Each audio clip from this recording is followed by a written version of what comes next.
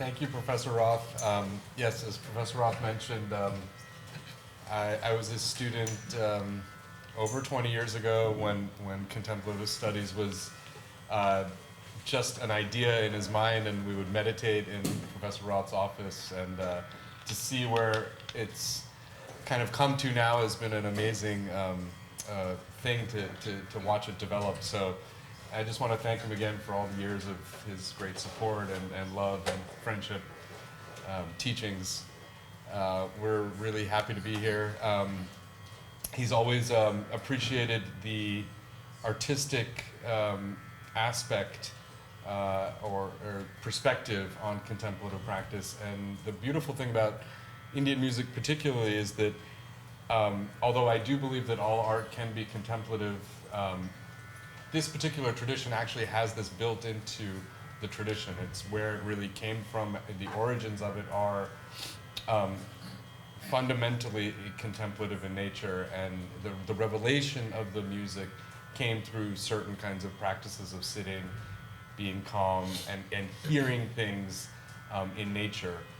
And then, of course, realizing them on instruments. So it's really our pleasure to present this music in that kind of a context to an audience who appreciates that. So thank you for being here. Next to you is my dear friend Ajit Acharya, who is going to be playing the tabla, the two-piece drum, common in North Indian music. Ajit is a great, sympathetic, compassionate artist, and it's always a pleasure to play with him. He's also my dear friend, who I love very much. And Matt Becker, Brown graduate, who we played music in many different contexts, but Matt has now become like part of the band, as it were. To have someone play the tanpura is really special. It's a very simple but profound instrument, and if there's anything that really reflects the philosophy behind Indian music, it is the tanpura, because as you'll see, it's just playing the fundamental frequency that we're all tuning our instruments to, and it really represents that, unifying bass which connects us all, and as a reflection of what we would call nada or Brahman or Atma, or all of these things in the Indian tradition that represent a type of universalizing connective energy. And in this case, of course, it's the power of vibrations, which that energy is a vibration which is unheard and heard through this instrument. So with that as the foundation, we build these different ragas. The raga we're going to play tonight is called Rag Bhimpalasi. It's a late afternoon raga. And then I think we'll try to play another raga which also has origins as a rain raga. So you can have perspective on two different ragas. And like I was saying, these ragas are very much connected to nature, to time of day, and also bring out certain kinds of moods. This particular rag, Bhimpalasi, they often say is the Veer Ras, or the heroic Ras, or flavor.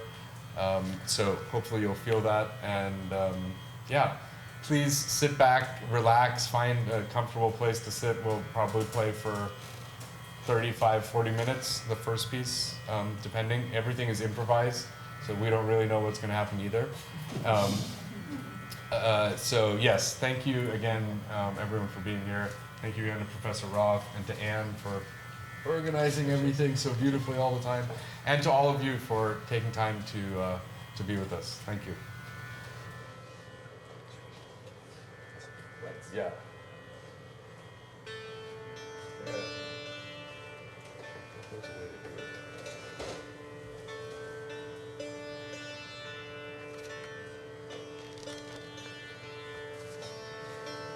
Yeah.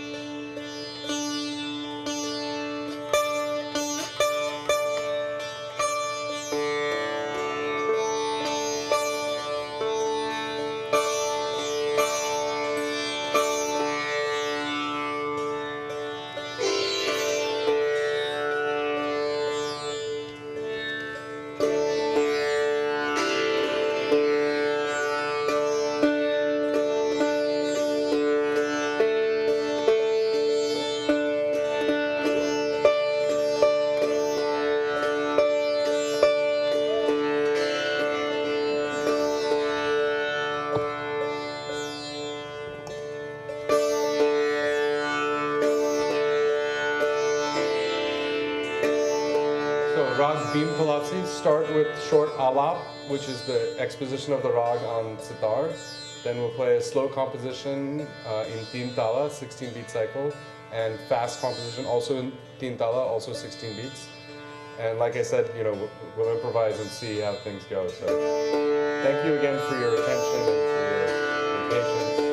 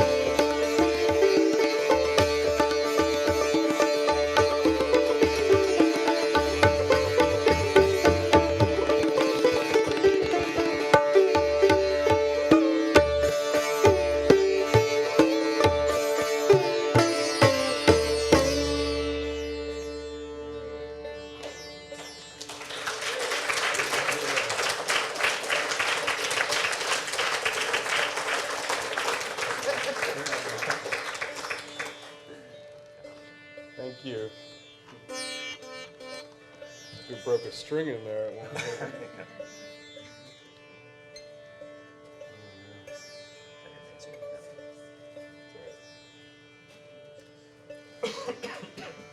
Okay, so yeah. Okay, so we'll play one more rag, different raga. This is called Desh. It's Desh means country actually, and it has elements of I would say, folk melodies built into it, but it's been formalized and classicalized. Also, part of this rag is that it's one of the original, what we call Malhar rags or rainy season ragas. So it's also good for this time of day. So just take a few minutes to tune.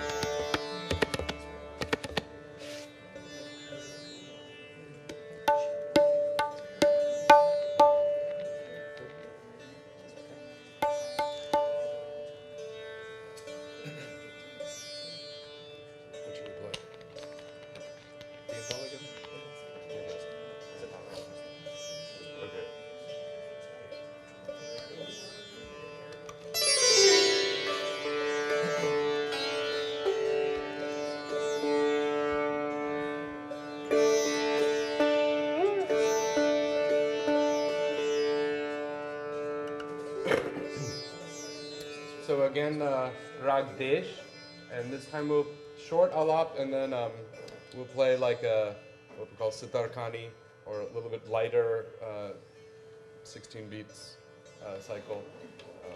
Popular with, Sitar and Tabla go together like, peanut butter and jelly or something. So sometimes they call, Kerwa, that's Sitar Khani, because it just goes with Sitar.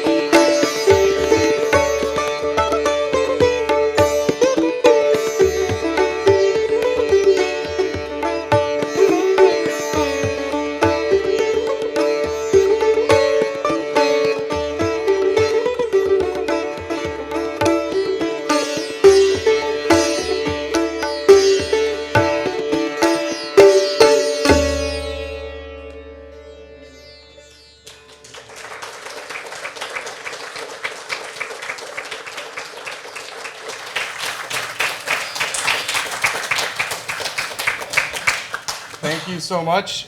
We always like to leave a little time at the end for questions and answers, and or maybe just questions. Yes?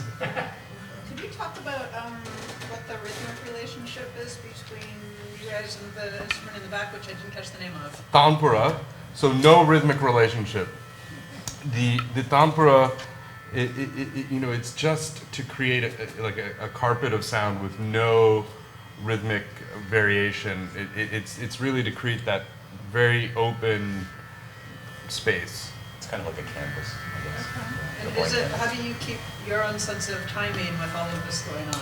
I actually follow him. He sets the kicks. He's the. Oh, you're asking Ajit or Matt? Matt. Matt. I don't know. I'm just used to it at this point. It's a meditation for him, actually. It is. He has to kind of like lock in. Because it is very like second nature. After like at first it's like you have to be conscious of it, but after a while there's a very set and just muscle movement to some degree. Yeah. But And yeah. I'm sorry, you were saying earlier that it's the same 5 strings over and over. Do you ever have occasion to put your left hand on the strings in any, Like to fret them or to just to do anything? Not really. I mean, No. there's mostly just a set. Like I usually just use my middle finger for the first one, first finger for the rest. And I don't know if that's that must be how I learned That's it. the It's traditional right way, way. yeah. And that's Yeah. just feels right, I guess. Because I am also a bass player, so that's also. Yeah.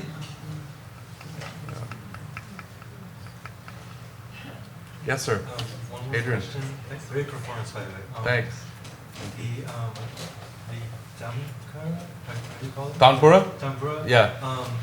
Is it tuned to a specific note? And if so, does that mean you have to retune it for like songs in different keys, or? Yeah. So we tune it to whatever pitch the sitar is at, and that sets the bass frequency, the sa. And so there's only one note going on there, except there's a fifth also in here. So if you're a music person, yeah. So there's like the fundamental. There's an octave lower, and then there's the fifth. But basically, the fifth is not actually that important. It's basically just setting that main sa, what we call sa, and that doesn't change. So when we play different ragas, that still doesn't change. I just retune those notes, but the bass frequency is always the same. So we change modalities all the time with the different ragas, but never changing the bass frequency.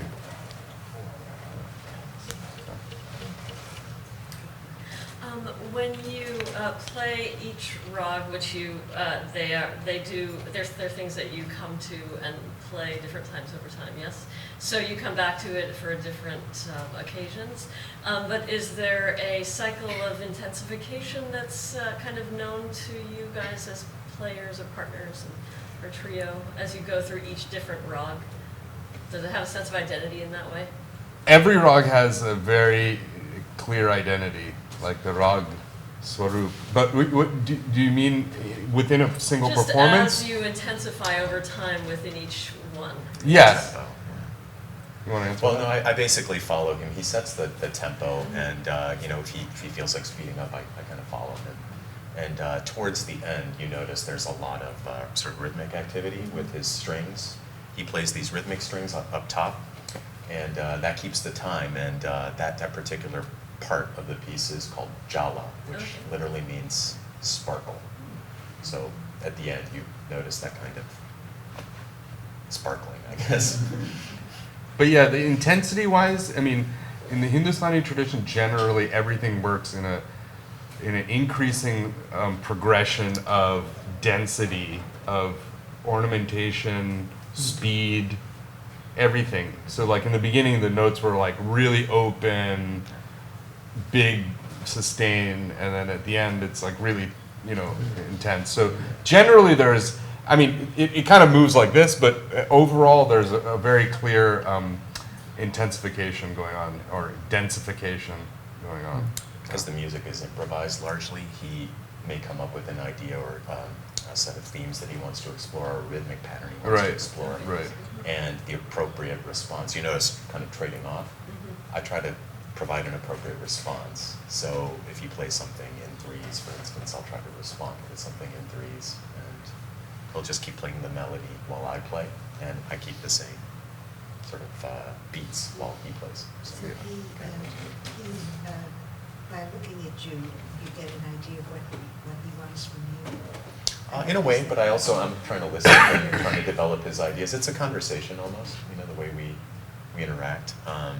So if he's speaking very quietly, I don't want to come in with force and volume and kind of machine gun stuff, so I try to give an appropriate answer to his question. I was curious about your pumpkin, Yeah. that you grow in a certain They- certain mold. Yeah, exactly. Is that the one, that's the pumpkin? Yeah, this one. Could you turn it over so I could see the pumpkin?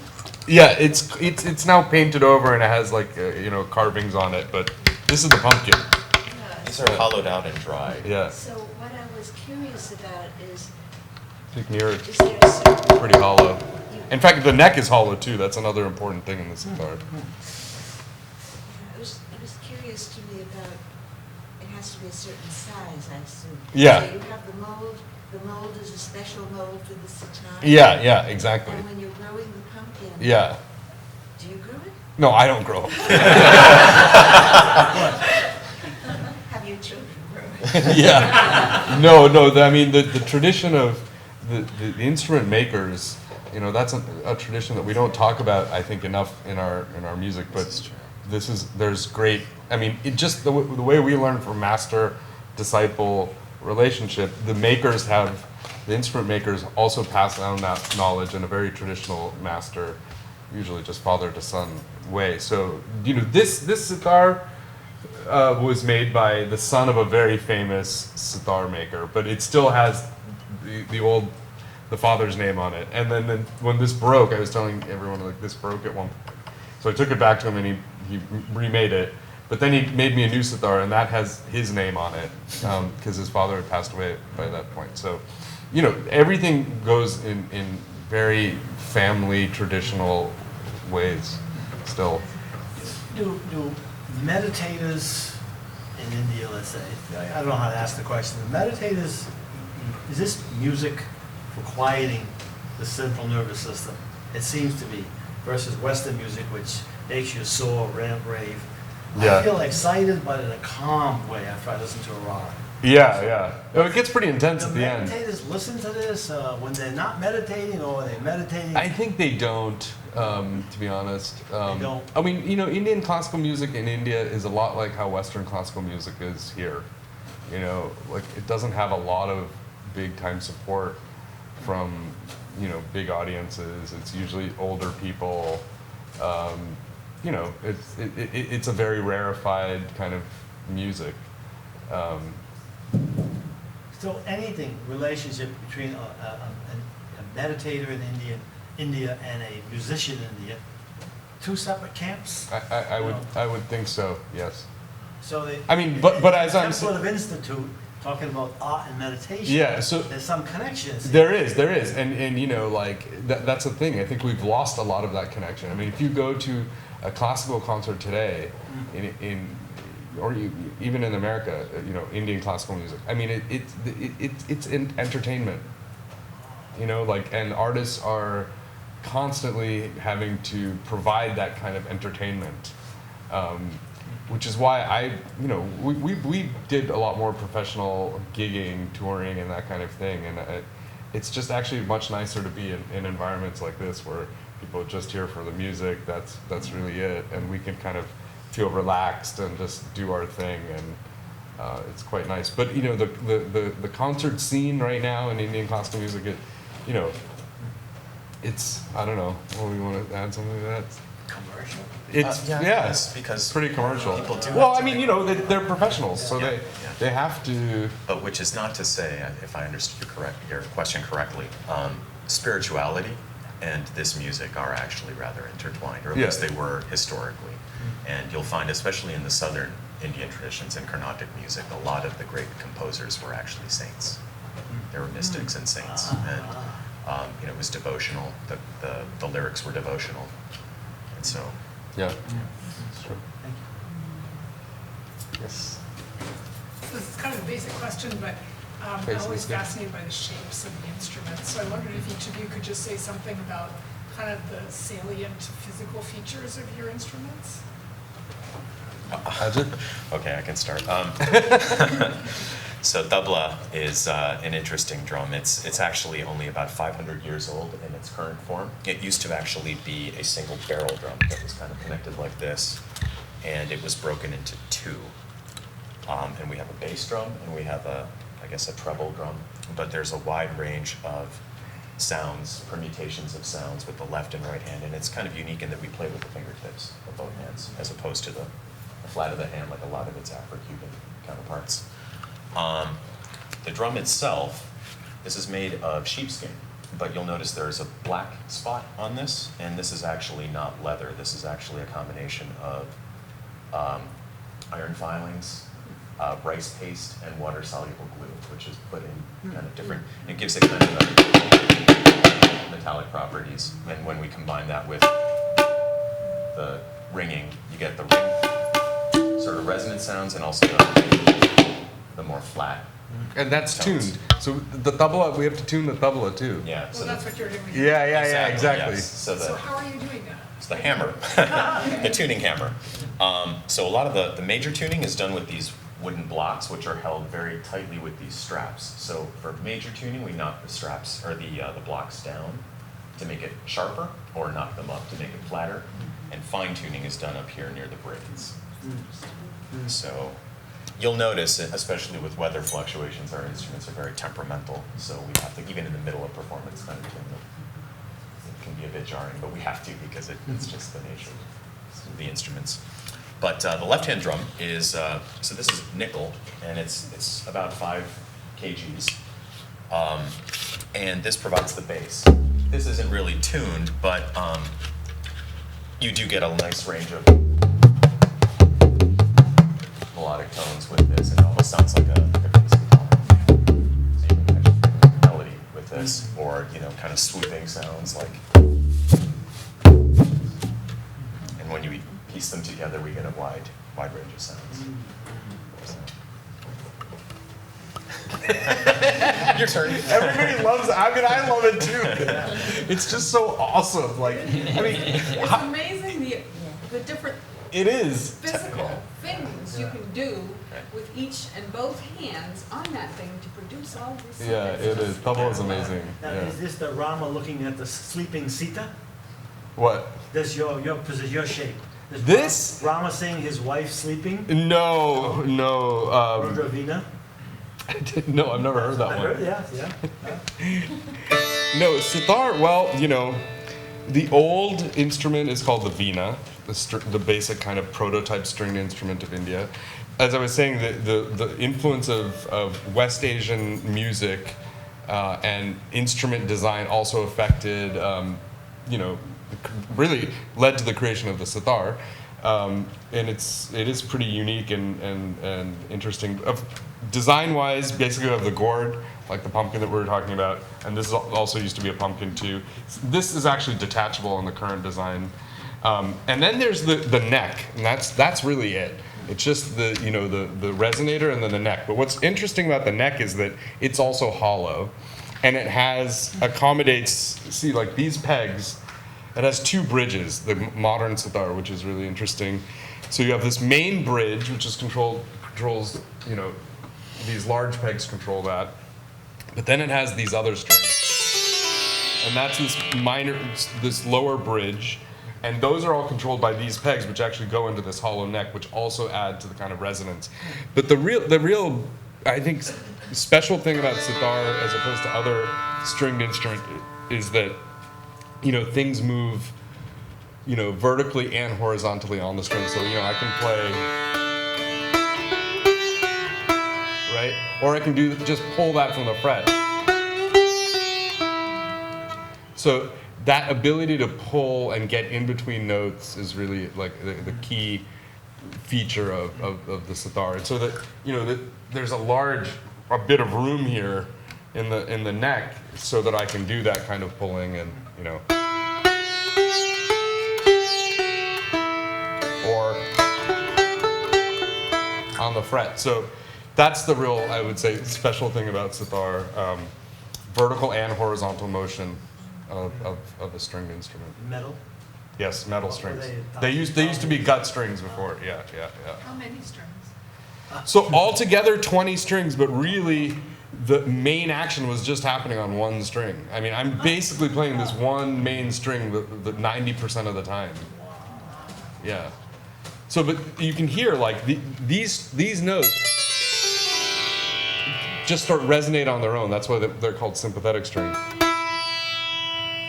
You can hear that?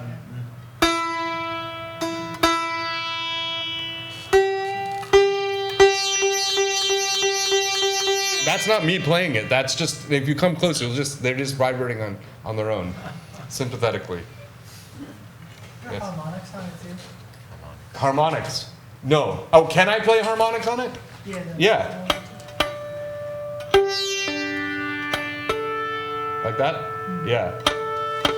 No, I don't generally play them when we're playing, but I do play them when I tune, as it's good for tuning.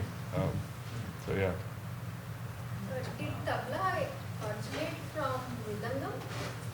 I'm sorry, what? Did tabla Originate from- mridangam? Oh, from mridangam. No, it actually, I think this instrument originated from an ancient drum of the temples in the north called the pakavaj. It's a barrel drum very similar to the mridangam, and it sounds very similar to mridangam actually, but yeah, slightly different. But like you were asking, like how these things. I mean, it's hard to really trace all of this stuff. What's definitely clear is that there were these large barrel drums all throughout India. There were stringed instruments with gourds and necks in India. And then all through time, different influences came and things evolved in different ways. And you have very, amazing different instruments like Rudravina, if you've ever seen that, very big, beautiful instrument, and tabla. And so, I mean, India, everyone should go and visit India if you can. It's awesome. Speaking of tracing, could I ask a question about like the life cycle of these ragas you're playing? Like, are these the kind of things you can say, oh, we know this person invented this one at a certain point? Yep.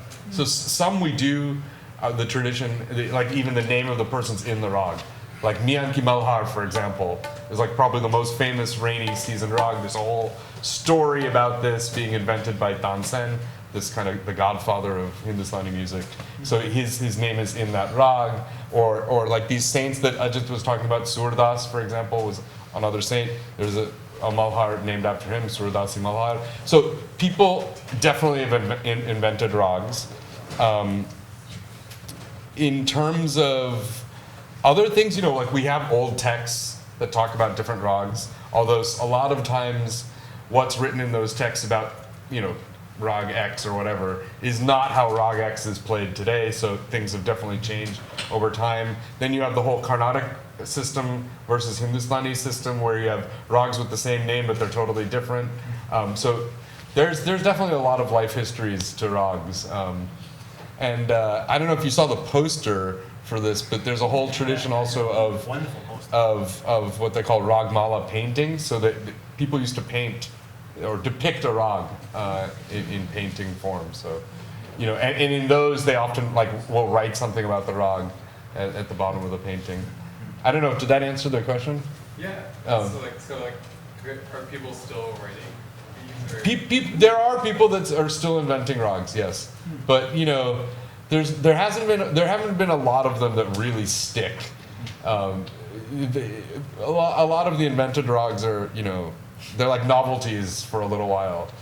The last great one I know that I remember, Alec Burkhan, great artist, was recording, and I think someone asked him is there a rag that has all the notes in it, like all 12 notes? And he was like, yes, this one. So he created this rag, and it's really a beautiful rag, and people still play it, and it's actually a moon rag, Chandanandanam. Yeah. The bliss of the moon. That's what that one's called. So yeah, and Ravi Shankar definitely created one rag, Parameshwari. I love a lot. A beautiful rag.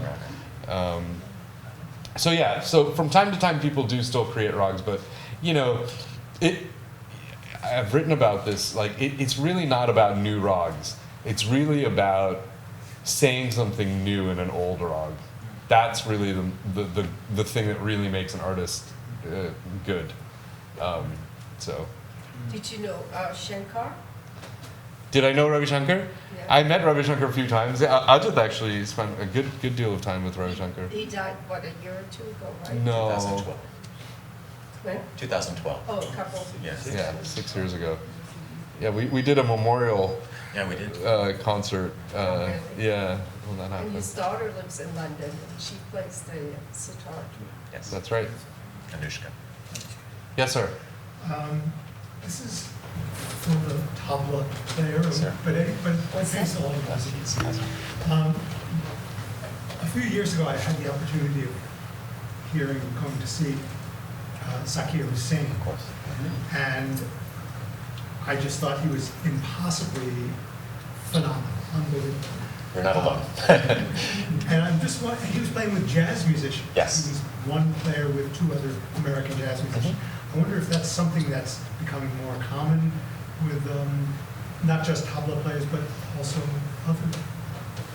Certainly instrument tabla, musicians. because it is easily adaptable, and our music is interesting because we consider it classical music, but because of the improvisational aspect, it is actually well suited to pair with other improvisational art forms like jazz.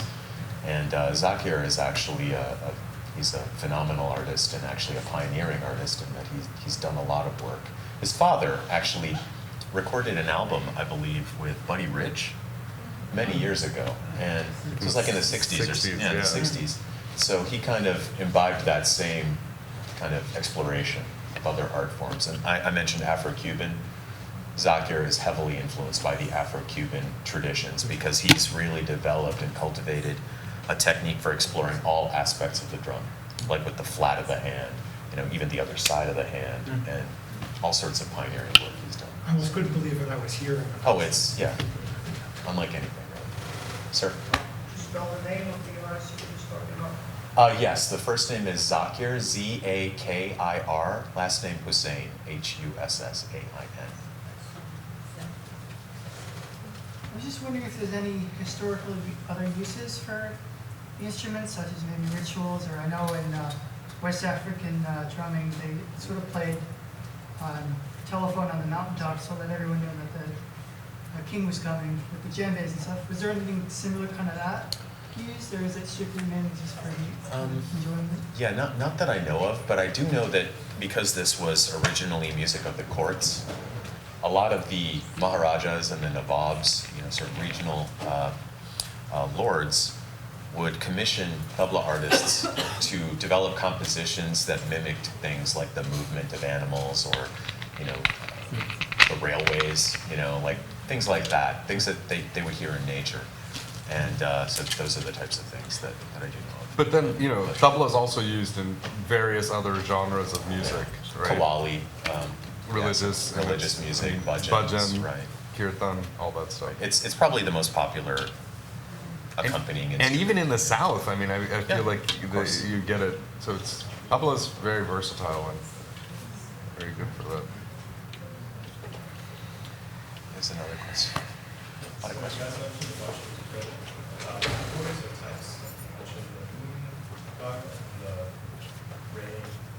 I was wondering if there are any set structural characteristics to each. Is there a particular rhythmic pattern that you have to play for one particular time? Anything else? That's a good question. There are, for certain things, like the whole set of rain ragas, which we call malhar ragas, have one phraseology that's at the core of it. That even if you heard it in this last raga actually, mare pa, that phrase. Here, I'll just.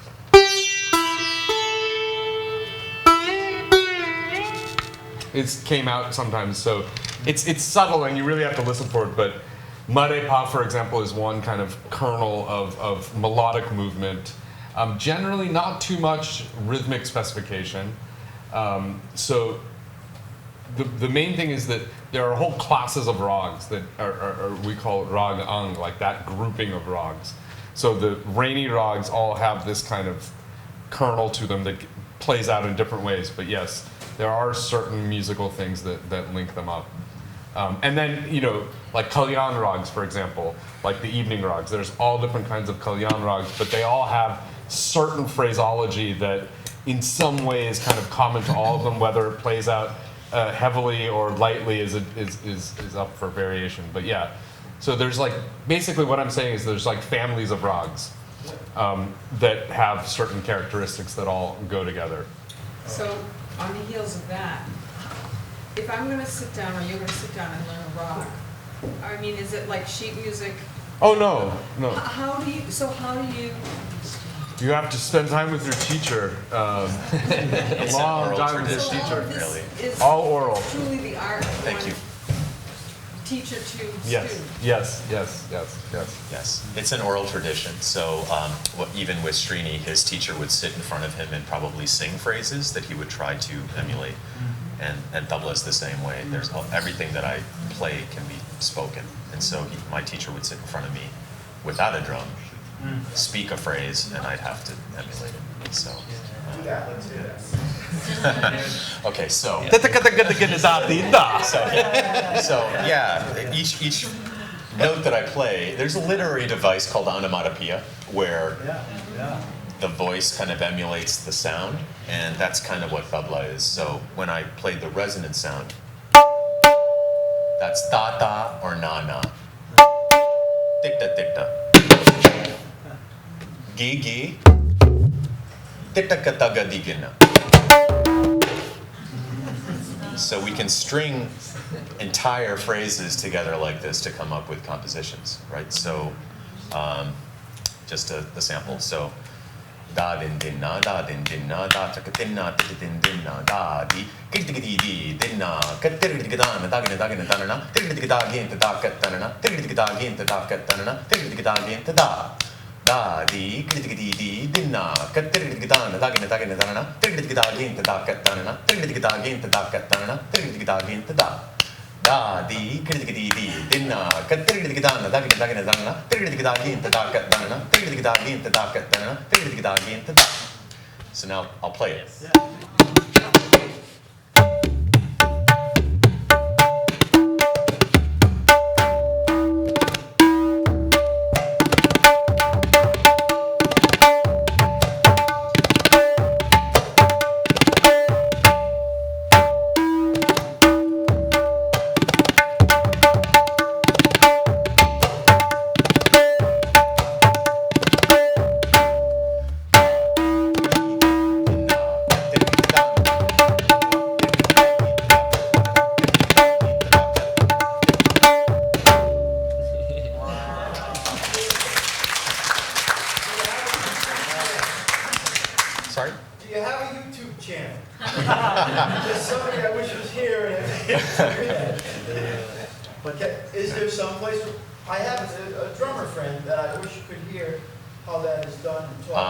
Certainly you can, on YouTube. Not me, but there's plenty of people that. What would you search for? The gentleman that I just mentioned to you, if you write his name down, he's got hour-long solos where he does this. It's phenomenal. And like I mentioned before, some of his compositions, they will mimic movements. They will mimic, the sound of a conch, a bird, traffic.